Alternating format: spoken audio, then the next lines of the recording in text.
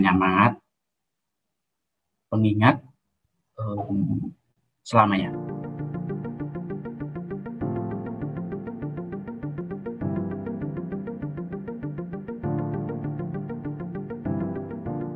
Jadi saya memulai persahabatan itu dari SD pun saya udah punya sahabat.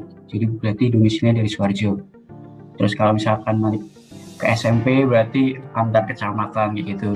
Kalau SMA berarti antar kabupaten gitu. Kuliah pun juga berarti antar kota, jadi kayak punya sahabat lagi gitu. Aku ada dari Surabaya gitu, terus ada yang dari Malang juga, sama-sama Malang. Ada juga yang dari paling jauh mungkin NTT ya kak. Ada yang dari Madiun, dari Bali, Sidoarjo, Nusa Tenggara, sama juga asalnya dari Malang kayak gitu. Kalau Anto tuh Yanuar Adrianto, dia kerja di PPM Manajemen di Jakarta. Terus Muhammad Idam Sofyan, dia kerja di Binus dan sekarang sedang mengembangkan kafe di Bali, Babagose.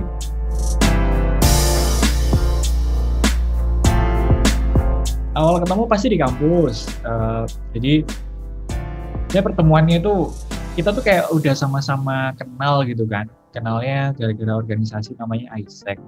Terus tahun 2009 tuh aku internship ke Shanghai, ke Cina selama 2 bulan. Terus itu udah posisi semester akhir tuh, semester 7. Balik ke Indonesia pasca internship, skripsi. Nah aku kan baru ibaratnya agak telat lah memulai skripsi karena internship gitu kan. Wah panik nih skripsi, cari temen kan, kayak misalkan aduh satu topiknya nggak tahu topiknya apa. Terus aku akuntansi, nah Idam sama Anto ini manajemen. Sebenarnya nggak terlalu nyambung banget sih kalau bahas topik skripsi gitu. Akhirnya mau nyelesain skripsi pas itu tahun 2009 tahun 2010 itu akhirnya ketemu, ya bikin komitmen lah. Oke, nggak sahabatan dulu, komitmennya nggak ada sahabatan, komitmennya nyelesain skripsi. Jadi itu sih, jadi kayak ongoing proses aja sih sama Anto sama Idam itu kok. Awalnya itu ya tentunya pasti karena kita itu seringnya bertemunya di sekolah, biasanya sih di sekolah, terus ngobrol-ngobrol, terus cocok, kita nyambung gitu maksudnya. Akhirnya dengan intensitas yang sering kali bertemu kayak gitu dan istilahnya nyambung, jadi sahabat ya gitu sih, main bareng, terus ngobrol-ngobrol bareng, diskusi bareng kayak gitu. Cuman paling banyak aku itu dari di sekolah gitu kak. Jadi kan SMP aku ada itu yang NTT itu langsung dari SMA, ada juga dari Aceh itu teman-teman, ada yang dari Aceh juga. Terus apalagi yang kuliah, kalau kuliah itu banyak sih kak, dari macam-macam gitu teman-teman. Tapi kebanyakan yang benar-benar jadi sahabat aku di kuliah ini Jawa Timur sama Tengah gitu kak. Jadi aku sama teman-teman tuh lebih kebanyakan dari proses kuliah aja sih kenalannya kayak gitu.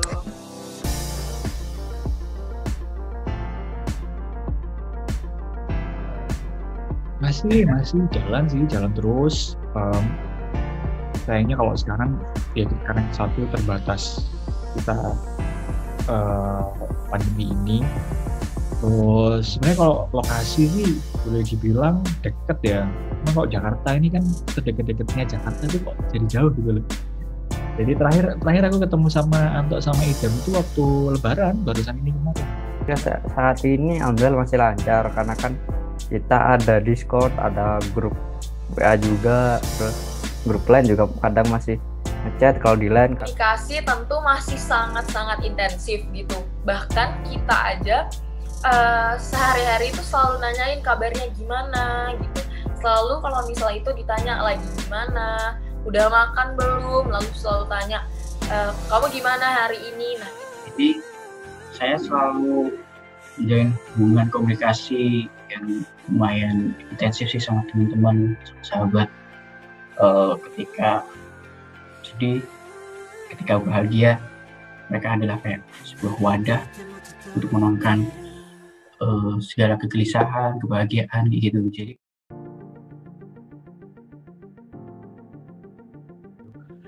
selama ini sih kayak jalan-jalan aja gitu. Aku bukan tipe yang kalau orang Jawa tuh bilangnya blater gitu ya. Blater tuh kayak perhatian banget, menjaga gitu. Menurutku ya, aku bukan tipikal yang kayak gitu. Jadi paling ya kalau misalkan butuh apa, aku bisa bantu apa. Terus kalau misalkan ya lebih ke itu sih. Ayo ketemuan. Jadi kayak willing untuk spend time ketemu gitu sih. Mungkin itu ya sesederhana itu kali ya. Tentunya itu komunikasi, terus pokoknya sering-sering kabar, sering-sering ngobrol karena terpisah jarak dan waktu, Mas. Ini kebetulan karena kita udah punya istilahnya kesibukan masing-masing, kadang tuh kayak intensitas untuk ketemu itu kan juga jarang. Jadi tentunya paling video call kayak gitu sih. Kadang aku main game bareng atau diskusiin hal yang sama gitu, kayak COVID ini gimana sih gitu bla bla bla, terus apa penyebabnya, terus dan sebagainya gitu. Dengan saling keep in touch dan saling berkomunikasi satu sama lain, saling membantu, itu tuh yang membuat kita makin dekat gitu. Dan juga kalau misalnya untuk kerekatan itu memang aku ngerasa kayak dari merekanya juga ya, memang kita udah saling satu kesatuan gitu satu sama lain. Jadi memang mereka yang bersedia sama aku juga, dan aku pun juga bersedia selalu menjaga kerekatan itu.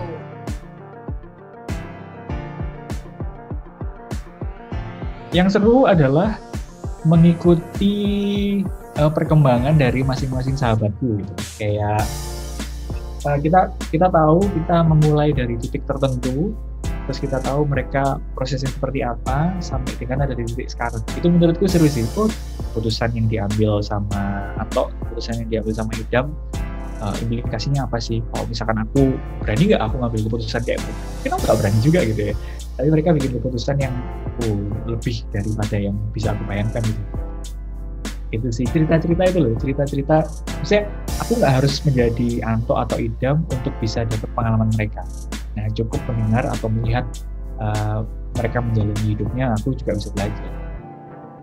Dari aku, pembelajaran yang paling berharga itu memang untuk selalu untuk bersedia untuk sahabat-sahabat kita gitu. Jadi memang dari yang aku rasa dan aku alami, sahabat-sahabat aku memang selalu, yang aku bilang dan selalu tekankan gitu, mereka selalu ada. Dan pembelajaran itu yang memang kita hidup tuh nggak sendiri gitu. Oke, mungkin kita akan punya jalannya masing-masing dan sebagainya, tapi di samping itu juga kita butuh seseorang yang memang care sama kita gitu, yang memang bisa memberikan kebahagiaan lain dan sebagainya. Nah, itu tuh bisa datang gitu, kebahagiaan itu dari sahabat-sahabat kita. Jadi kan kita hidup perlu bantuan orang lain. Hidup kadang tuh punya mungkin masalah ya, karena pasti orang gak cuma masalah kayak pribadi gitu. Jadi kadang mungkin kita kayak kalau misalkan cerita sama orang tua, sama senior gitu, ada yang mungkin ada yang kayak kurang cocok. Jadi ketika dengan antaran atau sahabat kita itu kayak nyambung gitu ya. Jadi kita kayak punya pengalaman yang sama, punya istilahnya lebih nyambung gitulah. Jadi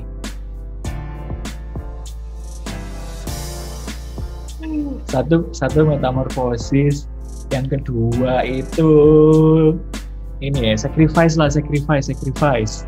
Terus yang ketiga itu lebih ke doa kali ya. Makna persahabatan mungkin 3 kata ya. Pertama hangat, yang kedua menerima, yang ketiga bersama-sama. Mereka selalu ada. Udah, itu aja sih.